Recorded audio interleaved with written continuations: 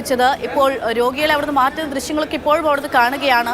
ആളുകളെയൊക്കെ ഇനിയും മാറ്റേണ്ടുന്ന സാഹചര്യം തന്നെയാണോ? ഈ പുക എപ്പോഴും ശമിപ്പിക്കാനോ? എന്താണ് നിങ്ങൾക്ക് ലഭ്യമാകുന്ന വിവരം? എന്നിട്ട് വിവരപ്രകാരം രോഗികളെ മുന്നേ അവിടുന്ന് മാറ്റി കഴിഞ്ഞിട്ടുണ്ട്. അവിടെ സ്ഥിതി ശാന്തമാണ്. അവിടെ ഹലോ കേൾക്കുന്നുണ്ടോ? കേൾക്കാം, പറയൂ.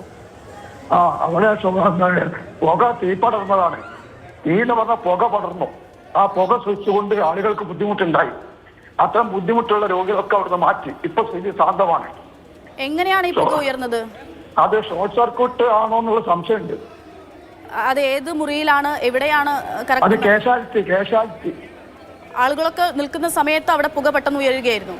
ആ റൂമിന്ന്. ഇതിലിപ്പോൾ അവിടെ എല്ലാവരെയും മാറ്റി കഴിഞ്ഞോ? എല്ലാവരെയും മാറ്റി. ഇനി അപ്പോഴുള്ള കാര്യങ്ങൾ എങ്ങനെയാ? പ്രവർത്തനമൊക്കെ ഇങ്ങനെ ആശുപത്രിയുടെ മെഡിക്കൽ കോളേജിന് കാഷ്വാലിറ്റി ആണല്ലോ അടുത്ത ഘട്ടം. ഞാൻ അവിടെ എത്തിക്കൊണ്ടിരിക്കുന്നുള്ളൂ. കിട്ടിയ വിവരമാണ്. എത്ര മണിയോട് കൂടിയാ താങ്കൾ ഇക്കാര്യം അറിയുന്നത്? ഞാൻ അറിയുന്നത് ഇപ്പൊ ഒരു അരമണിക്കൂറായിട്ടുള്ളൂ. ഏത് ആശുപത്രികളിലേക്കാണ് അവിടെ നിന്നുള്ള ആളുകളെ മാറ്റുന്നത്? അത് കുറെ ബീച്ച് ആശുപത്രിയിലേക്ക്, ബേബി മെമ്മോറിയലിലേക്കൊക്കെ മാറ്റിയതാണ് വിവരം കിട്ടിയത്. ആളുകൾക്കൊന്നും ഒരു അപകടമൊന്നും സംഭവിച്ചില്ല.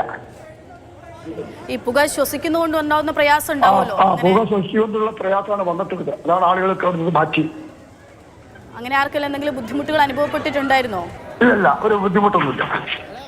അത് അന്നേരം തന്നെ കണ്ടെത്തി പെട്ടെന്ന് തന്നെ ആളുകളൊക്കെ എല്ലാ ആളുകളും ഇരത്തെത്തി വേണ്ട എല്ലാ സഹായവും ജനങ്ങളെ ഭാഗത്തുനിന്നുണ്ടായിട്ടുണ്ട്.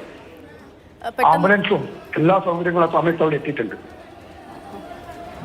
പെട്ടെന്ന് ആളുകളെ മാറ്റാൻ സാധിച്ചോ? പ്രത്യേകിച്ച് പെട്ടെന്ന് ആളുകളെ മാറ്റി മെഡിക്കൽ കോളേജിൽ ആംബുലൻസ് ഒക്കെ വിവരത്തപ്പോൾ ഉടനെ അവരൊക്കെ എത്തി. അവരൊക്കെ എല്ലാ സഹായവും നാട്ടുകാരും അവരുടെ സന്നദ്ധ സംഘടനകളും ഒക്കെ തന്നെ. എന്തായാലും ഇപ്പൊ താങ്കൾ അങ്ങോട്ട് പോയിക്കൊണ്ടിരിക്കുകയാണല്ലേ? ഞാൻ അങ്ങോട്ട് പോയിക്കൊണ്ടിരിക്കുക. ശരി. നന്ദി ശ്രീ മോഹനൻ ഞങ്ങളോട് സംസാരിച്ചതിന്.